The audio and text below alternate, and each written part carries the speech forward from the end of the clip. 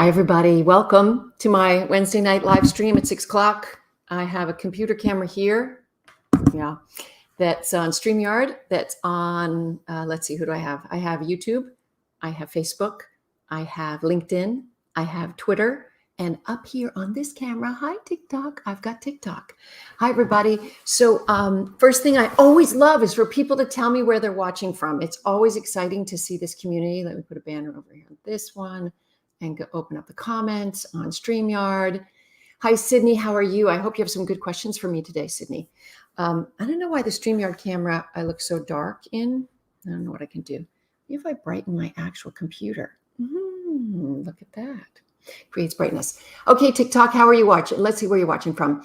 Orlando. Hello, Orlando. Nice to see you. Where are you guys watching from on other social medias? It's always fun. Niagara region, Ontario, Canada, with grapes and Shakespeare and a waterfall. Hi, Springfield, Missouri. How are you? Welcome. Hello down here on Facebook, Yvonne from San Diego. Nice to see you. Let me know where you're watching from. Cincinnati, Ohio. Hello. Good to see you. Lisbon, Portugal. Wow. What time is it for you there? Hi, Indiana. Hi, Stacy in Indiana. How are you? Buffalo, New York. Hi, Dallas. Hello, South Carolina. Good to see you. Toronto,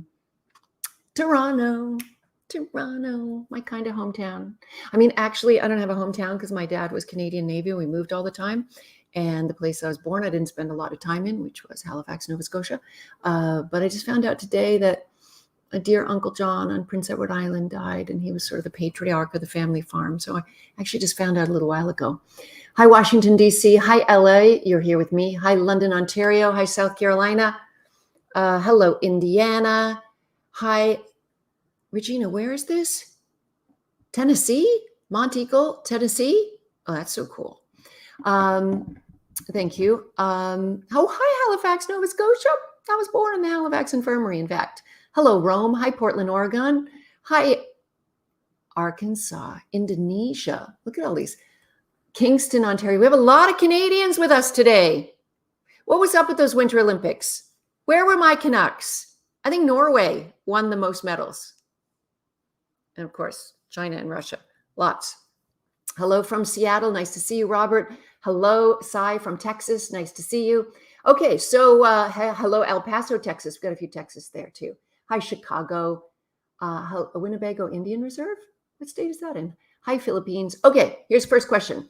What to do when your best friend is being distant, even after saying something?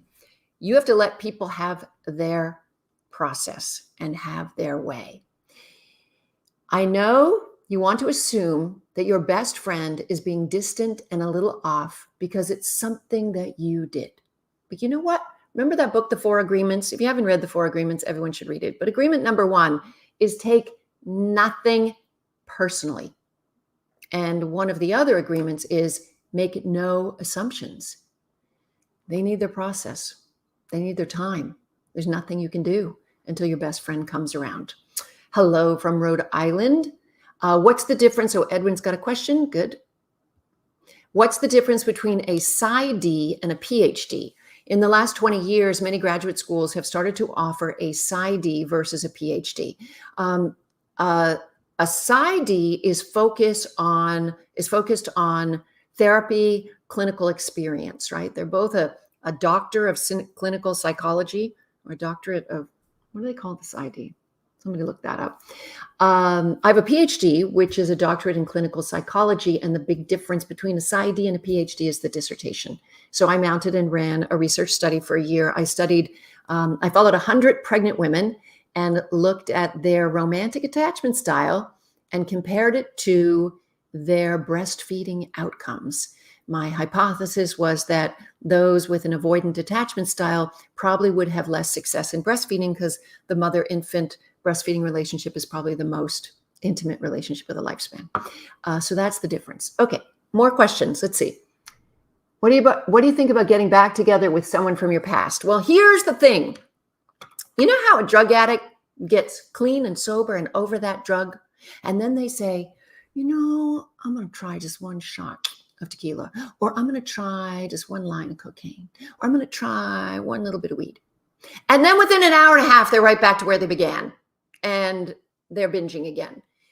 This is often what happens when you get back with an ex, is that your brain goes back into the headspace of all the sort of negative things that made you break up.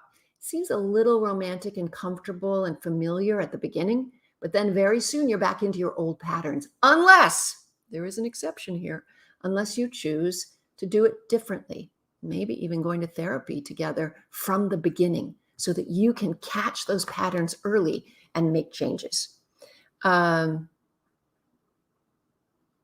This is Yvonne. Thank you for your nice question. A nice compliment. Yes, I've had lots of bad relationships. So how do you think I have a good relationship now? Because I've had, did I finally find a soulmate? I do not believe in soulmates. I believe there are many ones out there, and love is an amazing biological, psychological, and social event that involves neurochemistry, but it also involves some learned skills. And have I learned great skills, relationship skills? Yes. And do I have a lover and a boyfriend? Yes, I do. No, not two people, one person. He's a lover and a boyfriend. I have a wonderful boyfriend. It's probably the healthiest relationship I've ever had. We both have been through kinds of trauma in our past. And we've both been through lots of therapy. So we talk about absolutely everything, all the little things as well. Let's see. When he says he's not ready for a relationship, been dating 3 months, leave, pull back, or give it time. Depends what you want. If you're ready for a relationship and you're with somebody who's not ready for a relationship, they're being very honest with you. Listen to them. Now, you're saying, but what if they are ready in a few months? You know what's going to happen when they get ready? They're going to go find the partner of their dreams. Because here's how it works. I'm assuming genders here, that you're female and that person is male. Men don't commit because they've met the one. Men commit when they hit a state of readiness, and they take pretty much whoever's up at bat. So you're saying, should I wait and wait and wait? Generally not.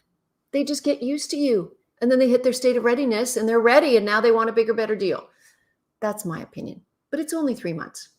I'd give it another couple months, but he's being really honest with you. You should listen when people are honest. Yes, PhD is research and the other is clinical. Exactly. I have a lot of YouTube viewers. I just started to focus on my YouTube channel. So people on YouTube, please feel free to tell me what kinds of content you would like to see there. Linda joined us. Hi, Linda from Pasadena. What does a state of readiness mean? I've made lots of videos about this, but let me explain again. For men, a state of readiness has to usually do with education, income, and identity. So they reach a certain age. The average age of first-time marriage for men in America is the age of 28. So if they're 28 and above, probably they're getting to the age. They've completed their education. They've started their career. But here's a big one. Their friends are committing and getting married and starting to make families. If they're still running off with a bunch of single boys to Vegas and their friends are not in single relationships, they're nowhere near their state of readiness. Just want to say this. Sydney's got a good question. I'm going to put her up here, but I want to go to TikTok so I don't ignore you. Sydney, I'm coming to you. A friend of mine is seeing a married guy for 10 years. Is this always a dead end? Well, it's proven to be a dead end. She's literally like parked her car at the end of the dead end for 10 years. Yeah, 10 years. What can I say? I know what I'll say. What is the function of the dysfunction? Whenever I would see a patient in therapy, when I did have a private practice, I would ask myself, what is the function of the dysfunction? What reward is she being given by staying in a non-committal relationship with a married man for 10 years? There's something in it for her. I will say that. Okay, Sydney's question. Can someone have more than one attachment style? What instrument can measure multiple attachment styles? I always tell people this. Google the words Chris Fraley attachment test. Chris Fraley, he's one of the biggest researchers in attachment. He's collecting lots of data online. He's going to ask you to take the attachment test like 4 times. One, to think about, answer the questions thinking about the relationship you had with your mother. Then answer the questions thinking about the relationship you had with your father. Then answer the questions thinking about the relationship you had with your best friend. And then answer the questions thinking about the relationship you have with your intimate partner. And it's by layering together your responses to all these 4 relationships that you can sort of lie on a continuum between fear of intimacy or feelings of security or anxiety around intimacy or avoidance around intimacy. And you'll see where that little dot ends up on the graph. But yes, you can have multiple attachment styles. For instance, my women friends always represent my mother to me and the kind of relationship I had with my mother. I picked them that way. Oh, Joseph, thanks for the kind thing you said on Facebook. Thanks for making a positive impact. Oh, thank you. That's very nice. Okay, go back up to TikTok. And then I'm going to, by the way, I'm here because I want to tell you that I have a private Zoom room every Tuesday at 6:30 Pacific time on Patreon. You just go to patreon.com/Dr. Wendy Walsh. It's not too late to sign up. So what I do is I do a few minutes live here, and then we go into a Zoom room with a group of really sweet, conscious, loving people who some of them have been really consistent and been there for many months on Tuesday. It's really a delight to see them. Okay. Chris Fraley, F-R-A-L-E-Y. Chris Fraley, F-R-A-L-E-Y. And then attachment style. Okay. A question from TikTok. How to deal with PTSD? Well, one of the best treatments for post-traumatic stress disorder is cognitive behavioral therapy. I highly recommend it. Google it, look for a therapist who practices it.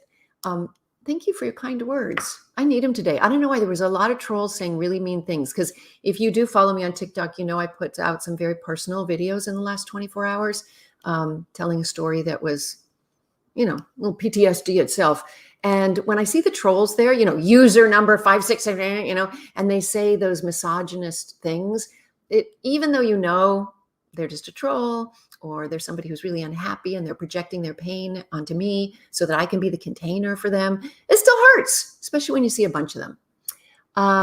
Thank you for your kind compliments. Let's see. Oh, here's a great question, Hassan. What are some green flags to look for? We talk so much about red flags, don't we? Let's talk for a moment about green flags, when you know it's safe to move forward. The most important is when you have a feeling of trust. When your stomach says, I don't trust this person, listen to your gut. Your gut is probably accurate. Secondly, one of the things you should do early on, or we just do it naturally in a relationship, is exert a boundary. Say something like, you know, I prefer, my name is this, but I prefer to be called that. Or, I don't know, I prefer to take my own car, or I prefer to split the check. I don't know, whatever it means, some little thing. And watch how they react. If they respect you, they'll say, oh, I understand. You want to, they might, if they're really socially aware or emotionally aware, might say something like, can you help me understand that? Do you feel unsafe? And they try to really talk about your feelings. But otherwise, they'll just respect you. But if they say, no, I'm not going to call you Beth. You look like an Elizabeth to me. It's so classy. I'm going to call you that. They're testing to see if they can control you, right? So green flag is trust. Your boundaries are respected, and you feel safe saying anything. In a good, healthy relationship, you should own your voice. You should be able to say anything. Good question, though.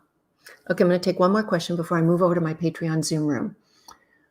How do I know if it's a red flag or I have bad anxiety? That's why it really helps to have a therapist. Look, even with my most recent relationship, I did not embark on it alone. I had a therapist at the end of the telephone line whenever I needed her, and I met with her every week to discuss everything that went on.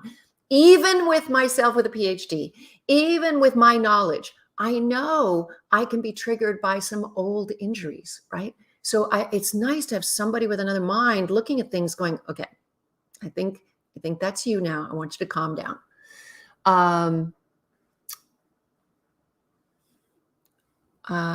Do I read more or watch TV? I read more. That's a funny question. I read more. I read all day. Drives me crazy. Hello from Brazil. Good to see you. Okay. I'm going to wrap it up and tell everybody one more time. Come on over to my Patreon community. We have a fabulous community there. My books are there. There are lots of blog articles. I don't know how often we're posting them, 2-3 times a week. My podcast, Mating Matters, is there. You can join for as little as $4 a month. And we have private Zoom rooms where you can come on and meet me. And I will tell you this. I may not respond to every comment that people make on social media. I can't possibly. But I do answer every single private message sent to me on Patreon. So if you want to reach me, that's the way to do it. You join my Patreon. Anyway, I love you all. We'll see you next week. Same time, same Black Bat channel.